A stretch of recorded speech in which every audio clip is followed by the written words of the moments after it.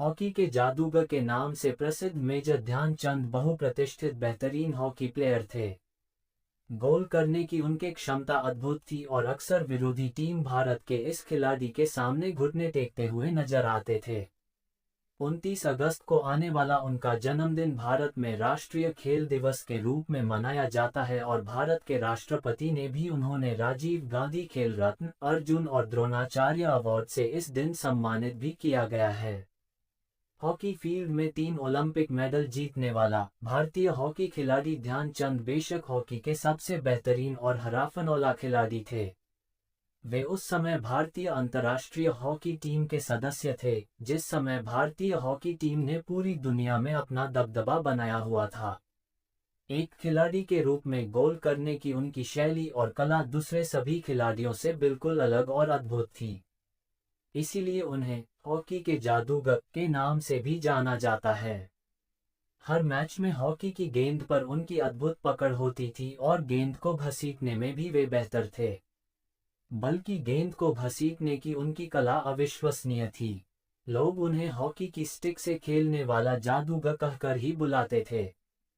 कई बार विरोधी टीम ने उनकी स्टिक को भीतर से देखने के लिए मैच के दौरान तोड़ने की भी कोशिश की थी।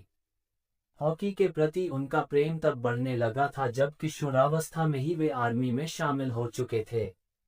शुरू में आर्मी टीम की तरफ से खेलते थे, जहां उन्होंने अच्छा खेलकर अपना नाम भी कमाया। जिस भारतीय टीम ने 1928 के एम्स्टर्डम ओलंपिक और 1932 के लॉस एंजल्स ओलंपिक में गोल्ड मेडल जीता था, उस भारतीय टीम के कप्तान ध्यानचंद ही थे। 1932 के ओलंपिक में भारत का पहला मैच जापान के खिलाफ था, जिसे उन्होंने 11-1 से जीता था। इससे सिद्ध हुआ कि भारतीय टीम काफी अच्छा प्रदर्शन कर रही है और सबको यकीन था कि टीम फाइनल में जाकर एक बार फिर गोल्ड मेडल जरूर जीतेंगी। ओलंपिक के बाद भारतीय टीम ने यूनाइटेड स्टेट, इंग्लैंड और दूसरे देशों से खेलने के लिए बहुत से इंटरनेशनल टूर भी किए। टूर के अंत में भारत खेले गए 37 मैचों में से 34 जीता था। इस टूर में चंद ने भारत द्वारा किए गए 338 गोल में से 133 गोल दागे थे। 1934 में उन्हें भारतीय हॉकी टीम का कप्तान बनाया गया और अपनी कप्तानी में टीम को 1936 के बर्लिन ओलंपिक में ले गए। वहां भी उन्होंने अपना जादू दिखाया और भारत को तीसरा ओलंपिक गोल्ड मेडल जीताया।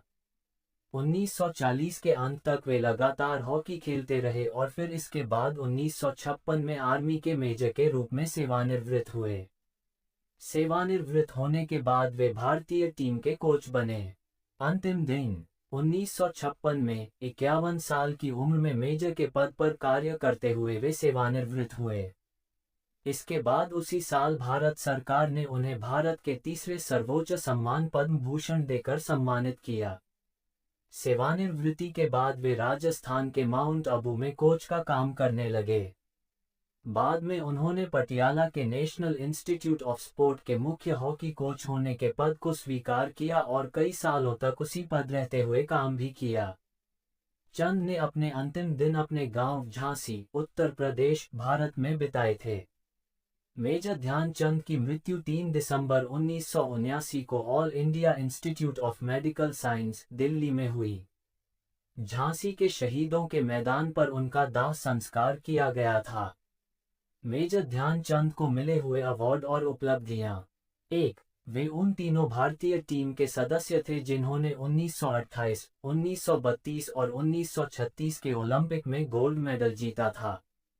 अपने पूरे हॉकी करियर में उन्होंने तकरीबन 1000 से भी ज्यादा गोल किए थे, जिनमें से 400 उन्होंने अंतर्राष्ट्रीय स्तर पर किए थे। 2. 1956 में हॉकी फील्ड में उनके योगदान को देखते हुए भारत सरकार ने उन्हें भारत के तीसरे सर्वोच्च अवार्ड पद्म भूषण से सम्मानित किया था। किसी भी खिलाड़ी की महानता को गिनने का सबसे का पैमाना यही है कि उस खिलाड़ी के साथ कितनी घटनाएं जुड़ी हुई है। उस हिसाब से तो मेजर ध्यानचंद का कोई जवाब ही नहीं।